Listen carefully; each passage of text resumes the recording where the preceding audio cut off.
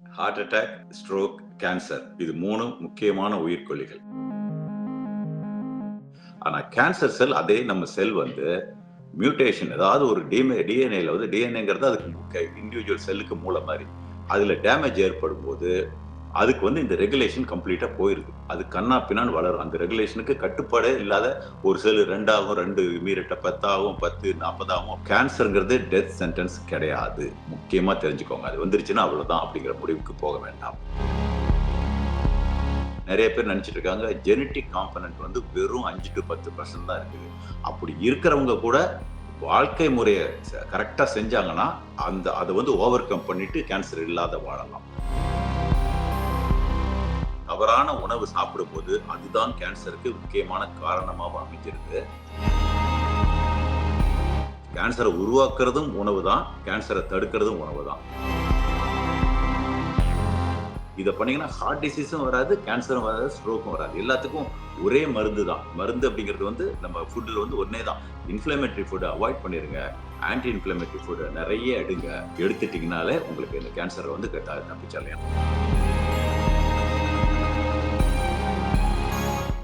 இப்போது புதிய அறிமுகம் ஆச்சி ஹோட்டல் சாம்பார் 50 கிராம் ரூபாய் 20 மட்டுமே. கௌதம்ல பார்வையாளருக்கு வணக்கம். ஹெல்த்தி லைஃப் ஸ்டைல் தொடர்பாக தொடர்ந்து பைலட் அசோகன் அவருடன் பேசி வருகிறோம். அதன் தொடர்ச்சியாக இந்த வீடியோவில் கேன்சரிலிருந்து தற்காத்துக் கொள்வதற்கான வாழ்க்கை முறை மற்றும் உணவு பழக்க வழக்கம் பற்றி பேசலாம். வாங்க பைலட் அசோகன் பேசலாம். வணக்கம் சார். வணக்கம் சந்திரம். கேன்சர் வராம தடுக்கிறதுக்கான உணவு பழக்க வழக்கம் வாழ்க்கை முறை பற்றி பேசுறதுக்கு முன்னாடி முதல்ல சார் வந்து இந்த கேன்சர்னா என்ன அப்படிங்கறத சுருக்கமா சொல்ல முடியுமா? 15 வருஷமா பண்ணிட்டு இருக்கிற ஒரு முக்கியமான செயல் என்னன்னா ஹார்ட் அட்டாக், ஸ்ட்ரோக், கேன்சர் இது 3 முக்கியமான உயிர்க்கொல்லிகள். உலகத்துல வந்து ஒரு 70-75% பேர் இறக்கிறது இந்த 3 முக்கியமான வியாதியில தான். இது 3மே முற்றிலும் தவிர்க்கலாம் அப்படிங்கிறது தான் நம்ம வந்து முடிஞ்ச அளவுக்கு நான் பரப்பிட்டு இருக்கேன். அந்த விஷயமா தான் நம்ம தொடர்ந்து பேசிட்டு இருக்கோம். இன்னைக்கு நீங்க சொன்ன மாதிரி கேன்சரை பத்தி பேசுவோம். Very important topic. ஏன்னா ஒரு சில கேள்விகள் ஒரு சில பேர் இது கூட நான் பார்த்தேன் கமெண்ட்ஸ்ல அவங்களுக்கு இருக்கிறதாவும் அவங்க அல்லது மற்ற ரிலேட்டிவ் இருக்கிறத என்ன பண்ணலாம் அப்படிங்கிற மாதிரி கேட்டிருந்தாங்க. முதல்ல கேன்சர்னா என்னன்னு சொல்றேன். அதாவது கேன்சர்னா நம்ம நார்மல் உடம்புல இருக்க செல்க்கு வந்து ரெகுலேட்டட், அதாவது எப்போ உருவாகணும், எப்போ பிரியணும், எப்போ இறக்கணும் அப்படின்னு சொல்லிட்டு டிஎன்ஏ வந்து அது வந்து மூளை மாதிரி செயல்பட்டு அது கரெக்டா ரெகுலேட்டடா நடக்கும். அந்த எவ்வளவு சைஸ் வரணும் அப்படிங்கிறதுலாம் இருக்கு. ஆனா கேன்சர் செல் அதே நம்ம செல் வந்து மியூட்டேஷன் ஏதாவது ஒரு டிஎன்ஏல வந்து டிஎன்ஏங்கிறது அதுக்கு இண்டிவிஜுவல் செல்லுக்கு மூல மாதிரி. அதுல டேமேஜ் ஏற்படும் போது அதுக்கு வந்து இந்த ரெகுலேஷன் கம்ப்ளீட்டா போயிருது. அது கண்ணா பின்னான்னு வளரும். அந்த ரெகுலேஷனுக்கு கட்டுப்பாடே இல்லாத ஒரு செல் 2 ஆகும், 2 மீறிட்ட 10 ஆகும், 10 40 ஆகும். அப்படியே ப்ராலிஃபரேஷன்ங்கிறது, அதாவது உடனே கடன்னு வளருது. அதாவது எந்த கண்ட்ரோலும் இல்லாத வளருது. அது இறக்கவும் இறக்காது. அப்போப்டோசிஸ் அப்படிங்கிற ஒரு ப்ராசஸ்ல அந்த கேன்சர் செல் இறந்தாகும். அதாவது நார்மல் செல் வந்து ஒரு இப்போ நம்ம பிளட் செல் வருது, ஆர்பிசி வருதுன்னு வச்சுக்கோங்களேன், ஒரு மேக்சிமம் ஒரு 120 நாள் உயிரோடு இருக்கும். அதுக்கு பிறகு வேற செல் உருவாயிடும். அந்த செல் பழைய செல் செத்து இறந்துடும். இது மாதிரி ஒரு பிறப்பு நமக்கு பிறப்பு இறப்புன்னு இருக்க மாதிரி நம்ம செல்ஸ்க்கும் பிறப்பு இறப்புன்னு இருக்கு. ஆனா இந்த கேன்சர் செல்லுக்கு அதெல்லாம் இல்லை. அந்த கட்டுப்பாடெல்லாம் இல்லாதனாலதான் அது வந்து கட்டியா பெருசாகி மற்ற உறுப்புகளை பாதிக்க ஆரம்பிச்சிருது. கேன்சர்ங்கிறது டெத் சென்டென்ஸ் கிடையாது. முக்கியமா தெரிஞ்சுக்கோங்க. அது வந்துருச்சுன்னா அவ்வளவுதான் அப்படிங்கிற முடிவுக்கு போக வேண்டாம். நம்பர் 2, கேன்சரை வந்து முற்றிலும் எப்படி ஹார்ட் அட்டாக் தவிர்க்கலாமோ தடுக்கலாமோ அது மாதிரி தவிர்க்கலாம். நம்பர் 3, நிறைய பேர் நினைச்சிட்டு இருக்காங்க ஜெனட்டிக் காம்பனன்ட் வந்து வெறும் 5 to 10% தான் இருக்குது. அப்படி இருக்கிறவங்க கூட வாழ்க்கை முறையை கரெக்டா செஞ்சாங்கன்னா அதை வந்து ஓவர் கம் பண்ணிட்டு கேன்சர் இல்லாத வாழலாம்.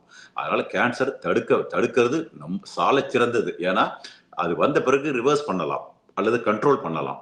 இதுக்கும் வழி இருக்கு. பட் அதோட பெஸ்ட் என்னன்னா வராது இருக்கிறதுக்கு நம்ம சரியான வாழ்க்கை முறை இருந்தா நிச்சயமா வரவே வராது. கேரண்டி வராது கேன்சர். மரபணு மூலம் புற்றுநோய் வர்றதோட பங்கு ரொம்ப குறைவு தான். நம்மளோட உணவு பழக்க வழக்கம் தான் இதுல ஒரு பெரும்பங்கு வகிக்கு அப்படின்னு சொன்னீங்க சார். வந்து இந்த உணவு பழக்க வழக்கம் எந்த வகையில கேன்சர் வர்றதுக்கு காரணமா இருக்கு அப்படிங்கறத சொல்ல முடியுமா? தவறான உணவு சாப்பிடும்போது அதுதான் கேன்சருக்கு முக்கியமான காரணமாக அமைஞ்சிருது. சரியான உணவு சாப்பிடும்போது அதுதான் கேன்சர் வராமலும் தடுக்குது. அப்போ கேன்சரை உருவாக்குறதும் உணவு தான், கேன்சரை தடுக்கிறதும் உணவு தான். அப்ப எந்த உணவு கேன்சரை உருவாக்குது, எந்த உணவு கேன்சரை தவிர்க்குது அப்படின்னு நம்ம லிஸ்ட் எடுத்தோமா முதல்ல வந்து நிக்கிறது வந்து சுகர், சர்க்கரை.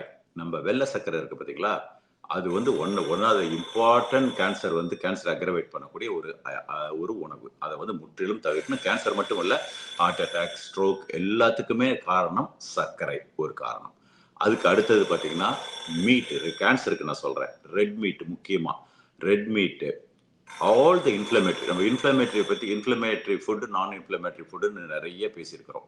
அந்த மாதிரி பார்த்தீங்கன்னா இன்ஃப்ளமேட்டரி ஃபுட் அப்படி என்னன்னா, உடல்ல வந்து இன்ஃப்ளமேஷன் அது கிரியேட் பண்ணிடும். அது இன்ஃப்ளமேஷன்ங்கிறது ஒரு அலர்ஜின்னு தமிழ்ல படித்தேன்.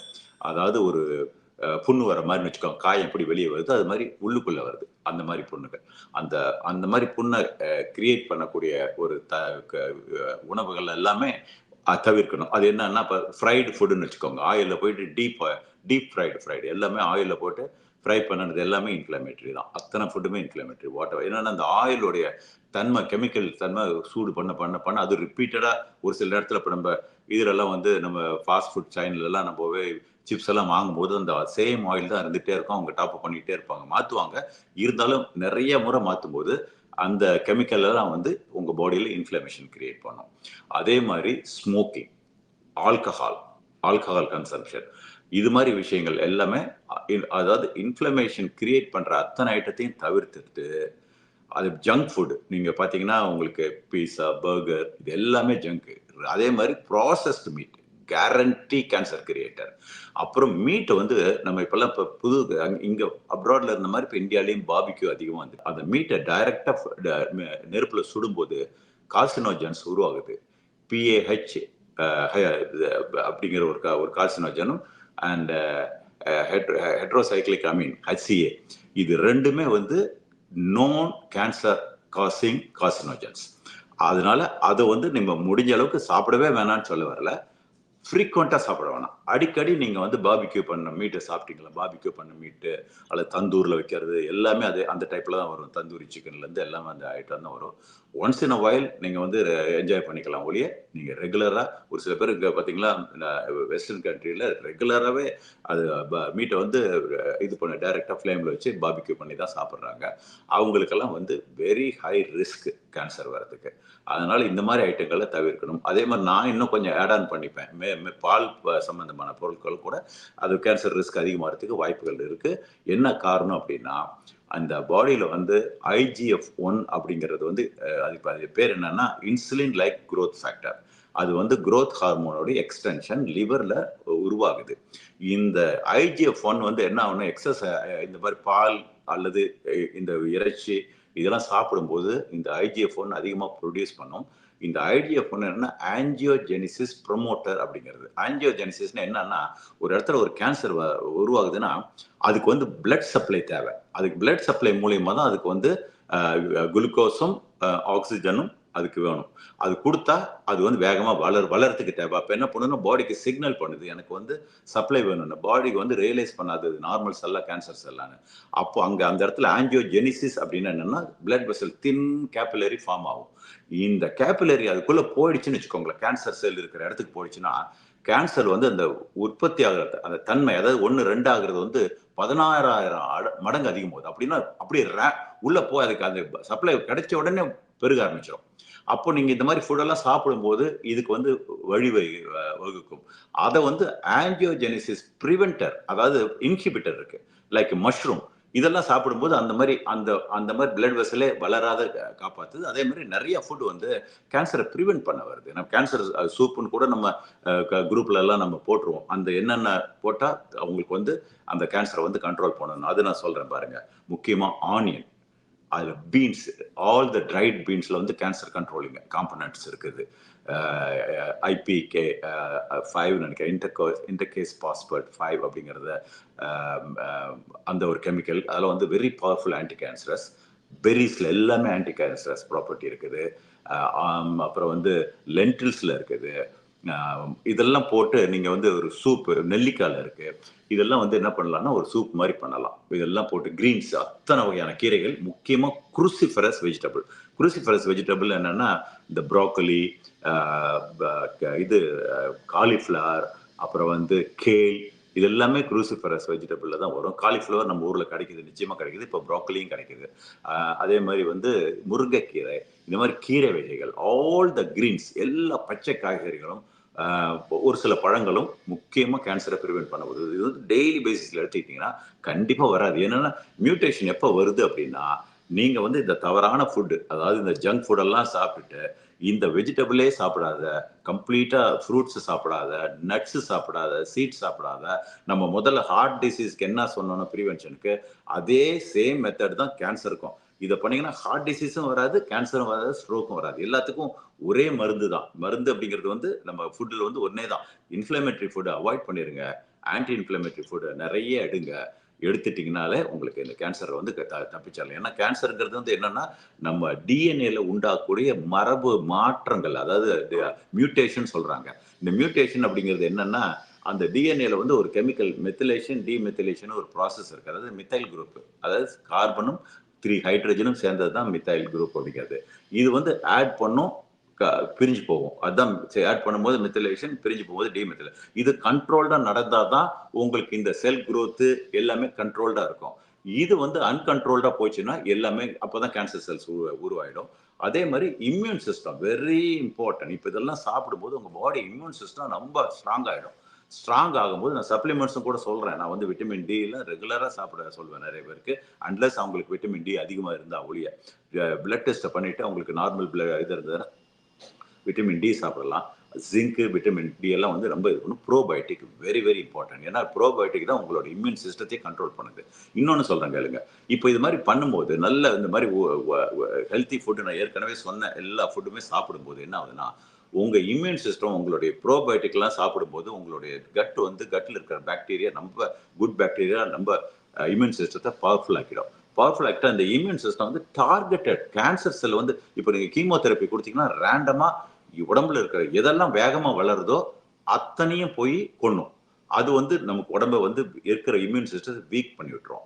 ஆனா நம்ம இந்த மாதிரி ஃபுட் மூலியமா நீங்க வந்து உங்களுடைய பயம் உள்ள இருக்கிற அந்த அந்த குட் பாக்டீரியாவை நல்லா வச்சிருந்து, அதே மாதிரி உங்க இம்யூனை வந்து ஸ்ட்ரெங்தன் பண்ற ஃபுட்டை சாப்பிடும்போது இந்த இம்யூன் இந்த வந்து நம்ம பாடி டிஃபென்ஸ் மெக்கானிசம் இருக்கு பார்த்தீங்களா, இந்த டி செல்ஸ், மேக்ரோஃபேஜஸ்லாம் வந்து கரெக்டா டார்கெட் பண்ணி கேன்சர் செல்ஸை ஃபாரின் பாடி மாதிரி டார்கெட் பண்ணி அதை வந்து உடச்சி கொன்னுடும். அதாவது நம்மள வந்து கேன்சரை வளரவே விடாத கண்ட்ரோல் பண்றது நம்ம இம்யூன் சிஸ்டம் தான். அதனால தான் பார்த்தீங்கன்னா 60 வயசு 70 வயசு ஆகும்போது அந்த இம்யூன் சிஸ்டம் கீழே போகும்போது கேன்சர் வெளியே வந்துருது. அதனால நம்ம இம்யூன் சிஸ்டம் 60 வயசு ஆகிறதுனால கீழே போக வேண்டிய அவசியமே கிடையாது. நீங்க நல்லா ஸ்ட்ராங்கா வச்சுக்கலாம். எவ்வளவு சாகர முடிய இம்யூன் சிஸ்டம் ஸ்ட்ராங் ஆக்கும், ப்ரொவைடட் நீங்க வந்து இது மாதிரி ஜங்க் ஃபுட் சாப்பிட்டு உங்களுடைய உள்ள இருக்கிற அந்த அந்த பாடியில் இருக்க கட் பாக்டீரியா, குட் பாக்டீரியாலாம் நம்மளே கெடுத்துக்கிறது. உணவு பழக்கவழக்கம் ஒரு பக்கம் இருக்கு. அடிக்கடி ஆன்டிபயோட்டிக் மாத்திரை எடுத்துக்கிறது, மருந்து எடுத்துக்கிறது கூட கேன்சர் வர்றதுக்கு ஒரு காரணமா இருக்கு அப்படின்னு சொல்றாங்க சார். இது உண்மையா? இந்த ஆன்டிபயோட்டிக் எவ்வளவு பெரிய ஆபத்து, பேராபத்து. அதாவது ஒரு மனிதர் வந்து வாழ்நாள்ல 3 தடவைக்கு மேல சாப்பிட்டா அவங்களுக்கு ஆன்டிபயோட்டிக் சாப்பிட்டா அவங்களுக்கு கேன்சர் ரிஸ்க் வெரி ஹைன்னு சொல்றாங்க. என்ன காரணம் அப்படின்னா, ஒரு தடவை ஆன்டிபயோட்டிக் நீங்க சாப்பிட்டீங்கன்னா அந்த ஆன்டிபயோட்டிக் சாப்பிடும்போது அது ரேண்டமா நல்ல பாக்டீரியாவும் கொன்னுடும், கெட்ட பாக்டீரியாவும் கொன்னுடும். உடம்புல இருக்கிற ட்ரில்லியன்ஸ் ஆஃப் பாக்டீரியா, நம்ம உடம்பு செல்ல விட நம்ம குட் பாக்டீரியா உடம்புல அதிகமா இருக்கு. அத்தனை செல்ஸையும் அது அத்தனை பாக்டீரியாவும் அது காலி பண்ணிடும். திருப்பியும் அது நமக்கு நார்மல் அந்த ஒரு ஒரு அந்த அமைப்பு உருவாகிறதுக்கு கிட்டத்தட்ட 3ல இருந்து 5 வருஷம் ஆகுறாங்க. ப்ரொவைடட் நீங்க நல்ல லைஃப் ஸ்டைல்ல வாழ்ந்தீங்கன்னா மட்டும்தான் பண்ண முடியும். அதனால ஒவ்வொரு ஆன்டிபயோட்டிக் ஒரு மாத்திரை இப்போ வந்து நம்மளாம் ஊர்ல கவுண்டர்ல இங்கெல்லாம் கொடுக்க மாட்டாங்க. இந்தியாவில் கவுண்டர்ல வாங்கி அவங்க சளி பிடிச்சா சாப்பிட்றாங்க. அது மாதிரி முற்றிலும் தவறான விஷயம் இதில். அடிக்கடி ஆன்டிபயோட்டிக் சாப்பிட்றவங்களுக்கு கண்டிப்பா கேன்சர் வர வாய்ப்பு மிக மிக அதிகமா இருக்குது. ஆன்டிபயோட்டிக் எப்ப சாப்பிடலாம்னா, வேற வழியே இல்லை. இது சாப்பிட டிபி வந்துருச்சு, அப்போ நம்ம சாப்பிட்டு தான் ஆகணும், அப்போ நான் சாப்பிட மாட்டேன்னு இருக்க முடியாது. ஏன்னா டிபியில் அதவே இறந்துருவோம். அதனால அந்த மாதிரி வந்துருச்சு. அல்லது பிளட் டெஸ்ட் பண்ணி பாக்டீரியல் இன்ஃபெக்ஷனால தான் நமக்கு உடம்பு முடியல அப்படிங்கிறது வந்து உறுதிப்படுத்தப்பட்ட பிறகு சாப்பிடலாம் ஒழிய, மற்றபடி சளி பிடிச்ச உடனே போய் கவுண்டர்ல போய் நிறைய பேர் எனக்கு தெரிஞ்சு நம்ம சொந்தக்காரங்களே இருக்காங்க, போய் அவங்களே வாங்கி அவங்க பாட்டுக்கு அந்த கோர்ஸ் கூட கம்ப்ளீட் பண்றதுல ஒரு 3 நாள் சாப்பிட்டு விட்டுறாங்க. Very very dangerous. சளிக்கெல்லாம் எந்த விதத்திலையும் ஆன்டிபயோட்டிக் ஹெல்ப் பண்ண போறதில்லை. ஏன்னா அது வந்து வைரல், மோஸ்ட்லி வைரல் தான். 99.9% வைரல். வைரலுக்கு வந்து நீங்க ஆன்டிபயோட்டிக்லாம் எந்த காரணம் கூட வேலை செய்யாது. அது கொடுத்து உங்க உடம்பு தான் கெடுத்துக்கிறீங்க. அதனால முக்கியமா ஆன்டிபயோட்டிக் இந்த வீடியோ பார்த்த பிறகு மில்லியன் டைம்ஸ் யோசிங்க. ஒரு 3 அதான் வாழ்நாள்ல 3 கோர்ஸ் சாப்பிட்டுட்டாலே உங்களோட கேன்சர் ரிஸ்க் வந்து 70% அதிகமாயிடும். அதனால தயவு செய்து ஆன்டிபயோட்டிக் சாப்பிடக்கூடாது. ஏன்னா அது வந்து நீங்க அவ்வளவு கஷ்டப்பட்டு காப்பாற்றுற அந்த குட் பயம், அப்படி அந்த கட் பாக்டீரியா வந்து நம்ம வந்து ஸ்ட்ரெங்தன் பண்ணிக்கணும். ஒரு சில அதே மாதிரி நம்ம சாப்பாட்டு வகையிலையும் விஷயங்கள் இருக்குது. இப்போ நம்ம தயிர் சாப்பிட்றோம், தயிரெல்லாம் ப்ரோபயோட்டிக் இருக்குது.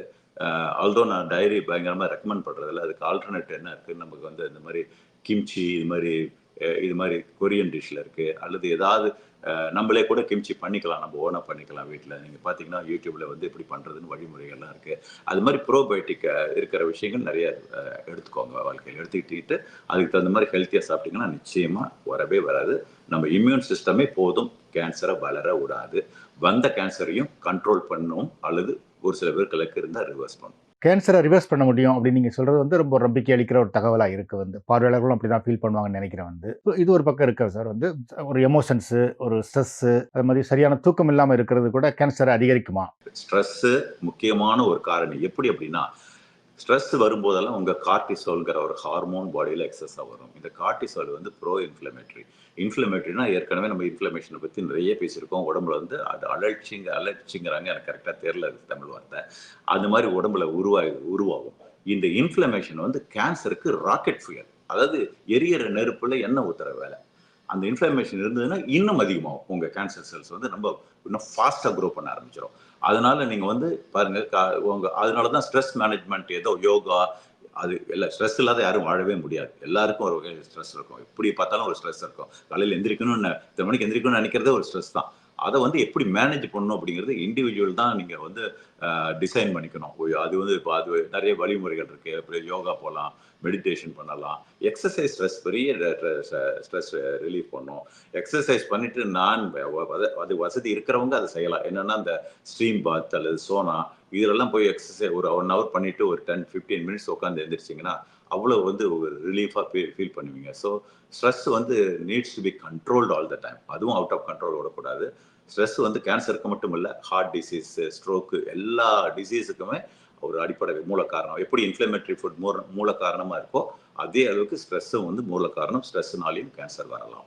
உங்களுக்கு தூக்கமின்மையும் ஸ்ட்ரெஸ் எல்லாமே இது ஒரே காரணி தான். அதனால வரக்கூடிய அவுட்கம் வந்து ஒன்றா தான் இருக்கும். அது கேன்சராகவும் இருக்கலாம், ஹார்ட் டிசீஸாக இருக்கலாம், இல்லை ஸ்ட்ரோக்காகவும் இருக்கலாம். அது வேறு ஏதாவது வகையான ஆட்டோ இம்யூன் டிசீஸ்ன்னு சொல்லக்கூடிய வேறு என்ன வகையான டிசீஸ், ஒரு மனிதருக்கு ஒரு 4000-5000 வகையான வியாதிகள் வருது. அந்த 5000 வியாதி எல்லாரும் நினச்சிட்டு இருக்காங்க கேன்சருக்கு மட்டும்தான் மருந்து இல்லைன்னு. அப்படிலாம் இல்லை. எந்த வியாதியுமே க்யூர் பண்ணுறதுக்கு மருந்தே கிடையாது. கண்ட்ரோல் தான் பண்ணிட்டு இருக்க முடியும்.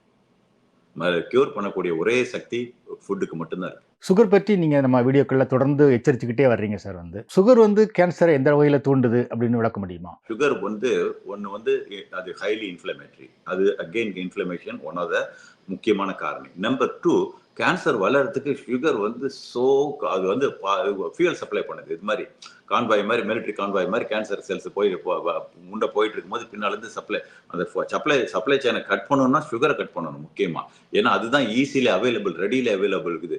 பாருங்க, அது வந்து ஒரு நார்மல் செல்ஸ் 1-2 பிரியுது அப்படின்னா இது அது அந்த ஃபுட்டு சுகர்லாம் போயிடுச்சுன்னா அதுதான் சொல்றேன் 16,000 மடங்கு பிரியும். அப்படின்னா கிடுகிடுன்னு வளர ஆரம்பிச்சிடும். அந்த வளர்ச்சி அந்த கேன்சர் குரோ பண்றது ரொம்ப ஃபாஸ்ட் ஆயிடும். அந்த பேஸ் ஃபாஸ்ட் ஆயிடும். அப்புறம் இவென்ச்சுவலி என்ன ஆயிடும்னா லிம்பாட்டிக் சிஸ்டம் சொல்லிட்டு உங்க பாடியில இன்னொரு சிஸ்டம் இருக்கு. அதாவது ஒரு ஃப்ளூயிட், அதாவது நம்ம பிளட் மாதிரியே ஒயிட் கலர்ல வந்து அது வந்து நானமில்லா சுரப்பின்னு சொல்றது. அதான் நினைக்கிறேன், ஐ திங்க் ஸோ. அது வந்து என்னன்னா உடம்புல வந்து அது மூலியமா வேற இடத்துக்கு போயிடும். வேற அதாவது காலில் ஒரு கேன்சர் உடம்புல எங்க வேணா கேன்சர் உருவாகலாம். இங்கதான் உருவாகணும்னு இல்லை. அந்த மூலியமா டிராவல் பண்ணி மற்ற இடத்துல போய் அங்கங்க எல்லாம் அதுதான் ஸ்டேஜ் 4ங்கிறாங்க. அது வந்து நம்ம ஸ்டேஜ் 4 கூட்டுட்டோம்னா நம்ம டிஃபிகல்ட். அதுக்கு பிறகு உணவு முறையில் கண்ட்ரோல் பண்றதும் கஷ்டம், வேற எந்த தெரப்பி கொடுக்கறதும் கஷ்டம். அதனால நம்ம ஒரு ஸ்டேஜ் 1, 2, 3ல வந்துடுச்சுன்னா நம்ம கண்டிப்பா கண்ட்ரோல் பண்ணலாம். அசைவம், எண்ணெய் இதெல்லாம் கேன்சரை எந்த அளவுக்கு தூண்டுற ஒரு காரணிகளா இருக்கு? சொன்ன அத்தனையுமே இன்ஃப்ளமேட்டரி. நீங்க அத்தனை சொன்னீங்க பார்த்தீங்களா, அத்தனையும் இன்ஃப்ளமேட்டரி. இன்ஃப்ளமேஷன் எது பாடியில் உருவாகுதோ அப்போ வந்து கேன்சர் மட்டும் இல்லை, நான் சொன்ன மாதிரி ஹார்ட் டிசீஸ், ஸ்ட்ரோக் எல்லாமே உருவாகும். அதனால நீங்க சொன்ன எல்லாமே முற்றிலும் தவிர்க்க முடியலனாலும் அளவுகளை குறைச்சிக்கலாம். இப்போ டெய்லி நான் 7 நாள் நான்வெஜ் சாப்பிடுவேங்கிறவங்க வந்து அட்லீஸ்ட் ஒரு 2 நாளுக்கு மட்டும் சாப்பிட்டுட்டு மீதி 5 நாள் வந்து காய்கறிகள், பழ வகைகளை கான்சன்ட்ரேட் பண்ணலாம். நம்ம ஊர்ல இப்போ வந்து நிறைய பேர் சொல்றாங்க, அப்ராட்ல நான் சொல்றேன் கேளு, மற்ற இதெல்லாம் ப்ரோக்கலி இதெல்லாம் சொல்றேன்னா அதுக்கு ஈக்குவலாக நம்ம ஊர்லேயும் இருக்குது. கீரை வகைகள் எல்லாமே ஆன்டி கேன்சரஸ் தான். ஆன்டி கேன்சரஸ் அல்லது ஹார்ட் டிசீஸ்க்கு எல்லாமே ஆன்டி இன்ஃப்ளமேட்டரி. அது சாப்பிடுங்க. அதே மாதிரி பூண்டு ஆன்டி இன்ஃப்ளமேட்டரி, இஞ்சி ஆன்டி இன்ஃப்ளமேட்டரி, மஞ்சள் ஆன்டி இன்ஃப்ளமேட்டரி. நம்ம போடுற அத்தனை ஸ்பைஸுமே, நான் கூட ஒரு கஷாயம் காலையில் சொல்லுவேன், பட்டை, கிராம்பு அதெல்லாம் வந்து செல் டேமேஜ் வந்து அந்த டிஎன்ஏ டேமேஜ் வந்து கண்ட்ரோல் பண்ணும். டேமேஜ் ஆயிருந்தா கூட சரி பண்ணக்கூடிய தன்மை இருக்கு.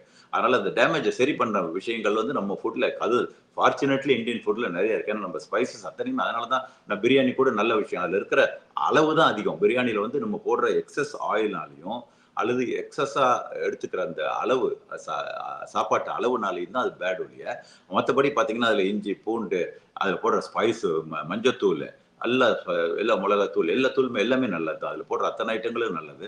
எக்ஸப்ட் நம்ம போடுற எக்ஸஸ் ஆயிலோ நெய்யோ அல்லது நம்ம எடுத்துக்கிற அளவுகள் தான் தப்பு. அதனால நம்ம ஃபார்ச்சுனேட்லி இந்தியன் ஃபுட்ல வந்து நம்ம அதான் சொல்றேன், நம்ம கிச்சன்ல இருக்கிற அந்த ரவுண்டா பெட்டி 5.5 பெட்டின்னு சொல்லுவாங்களா, அதுக்குள்ள இருக்கிற அத்தனை ஐட்டமே உங்களை வந்து கேன்சரை ப்ரிவென்ட் பண்ணிடும். நீங்க ரெகுலரா அதை எடுத்துக்கிட்டீங்கன்னா அது வந்து ரைட் குவான்டிட்டியில் எடுத்துக்கிட்டு அதே நேரத்தில் அதான் சொல்றேனே, ராங் ஃபுட்டு தான் கேன்சரை உருவாக்குது. ரைட் ஃபுட்டு கேன்சரை ப்ரிவென்ட் பண்ணுது அல்லது ரிவர்ஸ் பண்ணுது. அதனால ராங் ஃபுட்டை முதல்ல நீங்க எல்லாத்தையும் ஒமிட் பண்ணிருங்க. ஒமிட் பண்ணி ரைட் ஃபுட் எடுங்க. எக்ஸசைஸ் முக்கியம். Body weight very important. Body weight எப்படி கேன்சருக்கு காரணம் அப்படின்னு சொன்னா, பாடி வெயிட்டா இருக்குன்னா most likely the possibility of fat எக்ஸஸா இருக்கும். ஃபேட் வந்து எக்ஸஸ் ஃபேட் பாடி வந்து இன்ஃப்ளமேட்டரி. ஏன்னா அது வந்து இன்ஃப்ளமேட்டரி சைட்டோகைன்ஸ் பாடியில் கிரியேட் பண்ணிக்கிட்டே இருக்கும். அது வந்து இன்டெரக்டா வந்து உங்களுக்கு வந்து இது பண்ணும். அதே மாதிரி எக்ஸஸ் ஃபேட் இருக்கிறவங்களுக்கு மோர் லைக்லி அந்த மெட்டபாலிக் சிண்ட்ரோம் இருக்கும், சான்சஸ் அதிகமா இருக்கும். ஏன்னா அவங்களுக்கு வந்து இந்த சுகர் வந்து கரெக்டா ப்ராசஸ் ஆகாது. அவங்களுக்கு டயபெட்டிஸ் கண்டிஷன் இருக்கலாம். ஸோ அதெல்லாம் வந்து உங்களுக்கு வந்து அப்போ அது மாதிரி இருக்கும்போது உங்கள் பாடியில் இன்சுலின் அதிகமாகும். இன்சுலின் IGF-1 இது ரெண்டுமே வந்து கேன்சர் ப்ரொமோட்டிங் ஹார்மோன்ஸ். இது ரெண்டுமே மினிமமாக இருக்கிற மாதிரி பார்த்துக்கணும். இப்போ உங்களுக்கு ஏற்கனவே டயபெட்டிஸ் இருக்குது, பாடி ஹெவியான உடனே உங்களுக்கு அந்த பாடி ஹெவியாக ஆகும் போதே உங்களுக்கு ஃபேட் வந்து இன்ஃப்ளமேட்டரி. அது கூட உங்களுக்கு சரியா ப்ராசஸ் ஆகாது. உங்களுக்கு பாடியில் வந்து அதிகபட்ச இன்சுலின் தேவைப்படும் உங்க சுகரை கொண்டு போய் உங்க செல்ஸ்ல சேர்க்கறதுக்கு. ஸோ இது எல்லாமே பாருங்க ஒன்று கான்ட்ரிபியூட் பண்ணிக்குது கேன்சர் கிரியேட் பண்றதுக்கு. ஸோ அப்போ அதனால தான் எக்ஸசைஸ் வெரி வெரி இம்பார்ட்டன்ட். ஒன்று வந்து எக்ஸசைஸ் ஸ்ட்ரெஸ் ரிமூவ் பண்ணுது, உங்க பாடி ஃபேட்டை அனாவசியமான ஃபேட்டை வந்து கரைக்குது. கரைச்சிட்டு இருக்கும்போது உங்களுக்கு வந்து பாடி வந்து ஆன்டி இன்ஃப்ளமேட்டரி ஸ்டேட்ல கொண்டு போய் வைக்குது.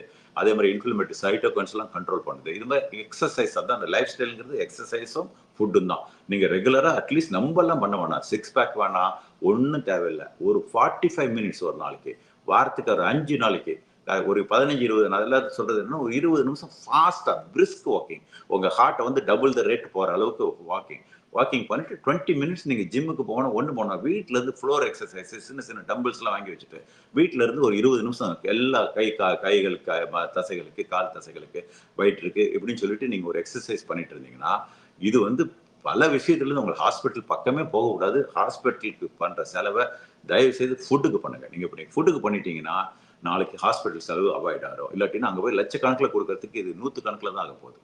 அதனால ஃபுட்டுக்கு எங்களால் அஃபோர்ட் பண்ண முடியாது அப்படின்னு சொல்லி நம்ம கண்ட்ரோல் பண்ணும்போது ஒரு நாள் கடன் வாங்கி ஹாஸ்பிட்டலுக்கு போக வேண்டியதாயிடும். அதனால நீங்க ஃபுட்டுக்கு வந்து நீங்க நல்ல ஃபுட்டை சாப்பிடுங்க, கெட்ட ஃபுட்டை அவாய்ட் பண்ணிடுங்க. நம்ம ஊர்ல ஃபார்ச்சுனேட்லி காய்கறிகள்லாம் கம்மி தான். ஸ்பைசஸ்லாம் எல்லா ஸ்பைஸும் நம்ம உடம்புக்கு நல்லது.